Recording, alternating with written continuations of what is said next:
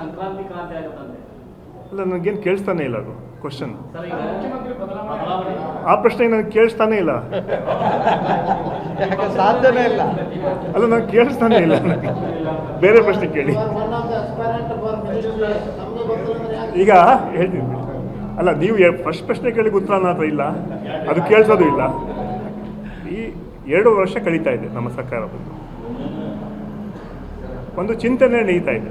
Phone ಆಮೇಲೆ ಒಂದು ಚಿಂತನೆ ನಡೀತಾ ಇದೆ. ಏನಂತ ಹೇಳಿದ್ರೆ, ಈ 2 ವರ್ಷ ಆದಮೇಲೆ ಕೆಲವು ಮಂತ್ರಿಗಳನ್ನ ಪಕ್ಷಕ್ಕೆ ನಿಯೋಜನೆ ಮಾಡಿ ಮುಂದಿನ ಚುನಾವಣೆ ತಯಾರಿಗೆ ಅವ್ರನ್ನ ಬಳಕೆ ಮಾಡಬೇಕಂತ ಒಂದು ಚಿಂತನೆ ಹೈಕಮಾಂಡಲ್ಲೂ ಮತ್ತು ಇಲ್ಲಿ ರಾಜ್ಯದಲ್ಲಿ ನಡೀತಾ ಇದೆ. ಅದರಿಂದ ಈ ನವಂಬರ್ 2 ವರ್ಷ ಆದಮೇಲೆ, ಈ 20ಕ್ಕೆ 2 ವರ್ಷ ಆಗುತ್ತೆ.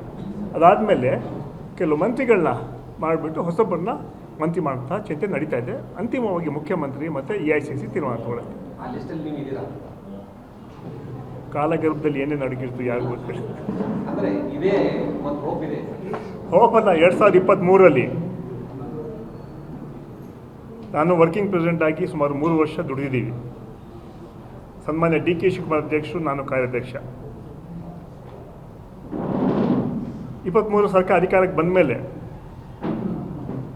4 ವರ್ಕಿಂಗ್ ಪ್ರೆಸಿಡೆಂಟ್ನ ಮಂತ್ರಿಗಳು ಮಾಡಬೇಕಂತ ಚರ್ಚೆ ನಡೀತಾ ಇತ್ತು. ಆದರೆ 3 ಜನ ಮಾತ್ರ ಮಾಡೋದು ನನ್ನನ್ನು ಬಿಟ್ಬಿಟ್ರು. ಅದು ಯಾಕೆ ಬಿಟ್ಟು ಅಂತ ಇವತ್ತು ನನಗೆ ಗೊತ್ತಿಲ್ಲ. ನಾನು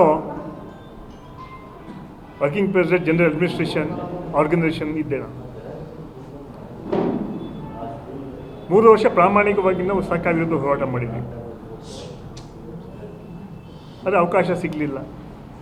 ಅದೊಬ್ಬ ಪಕ್ಷದ ಕಾರ್ಯಕರ್ತನಾಗಿ ಕೆಲಸ ಮಾಡ್ಕೊಂಡು ಬರ್ತಾಯಿದ್ದೀವಿ. ಈ ಬಾರಿ ಸಂಪುಟ ಅಪೋಸಿಷನಲ್ಲಿ ನನಗೆ ಸಚಿವವಂತ ಅವಕಾಶ ಸಿಗ್ಬೋದು ಅಂತ ವಿಶ್ವಾಸ ವ್ಯಕ್ತಪಡ್ತಾ ಇದ್ದೀನಿ. 44 ವರ್ಷ ಪಕ್ಷಕ್ಕಾಗಿ ದುಡಿದಿದ್ದೀನಿ. ಈ ಸರ್ಕಾರ ಅಧಿಕಾರ ಬರುವ ಹಿನ್ನೆಲೆಯಲ್ಲಿ ನಮ್ಮಂಥವ್ರ ಪಾತ್ರ ಕೂಡ ಇದೆ.